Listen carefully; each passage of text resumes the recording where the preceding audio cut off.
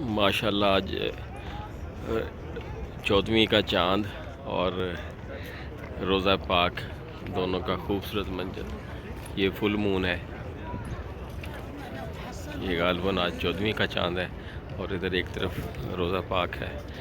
اس کو حضرت سلطان باؤ فرماتے ہیں: چڑھوے چندا تے تو کر روشنائی، تیرا ذکر کریں دے تارے ہو، جتھے چاندے ساڈا چڑھدا اتھے کچھ بھی قدر نہ تیرا ہو. یہ جو اس کے اوپر ایک چھوٹا ڈے لائٹ میں زیادہ پراپر نظر آتا ہے، گنبد خضرا کے اوپر ایک بلیک کا ایک نشان نظر آ رہا ہے، ڈارک کلر کا تھوڑا سا. اس کی ہسٹری یہ ہے کہ حضرت عائشہ رضی اللہ تعالیٰ عنہ کے زمانے میں ایک دفعہ قحط پڑ گیا تو لوگ اکٹھے ہو کے آئے کہ بارش نہیں ہو رہی اور آپ اس کے لیے کوئی دعا کریں.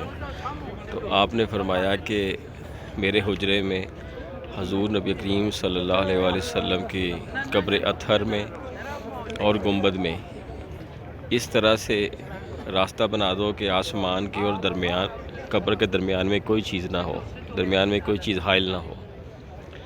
تو انہوں نے سراغ کر دیا.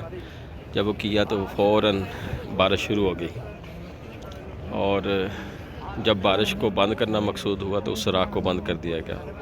اس کے بعد یہ ہمیشہ کے لیے معمول بن گیا کہ جب بھی بارش کی حاجت ہوتی، قحط پڑ جاتا تو یہی طریقہ کار اختیار کرتے.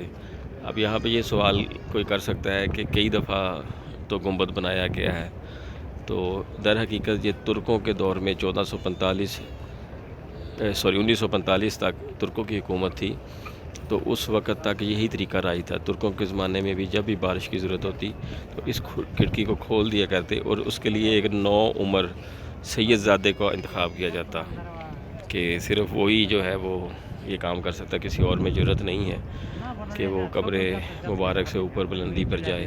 تو اس نو عمر سید زادے کو، جو آپ کے آل پاک میں سے ہوتا، تو اس کو سیڑھی پہ چڑھایا جاتا، وہ اوپر چڑھ کے سراغ کو کھول دیتا. اور یہ عقیدہ جو ہے یہ 1945 تک جنگ عظیم دوم تک رہا. اس کے بعد پھر ترکوں کی حکومت ختم ہو گئی اور پھر یہ اس کھڑکی کو مستقل بند کر دیا گیا. وما علینا البلاغ المبین.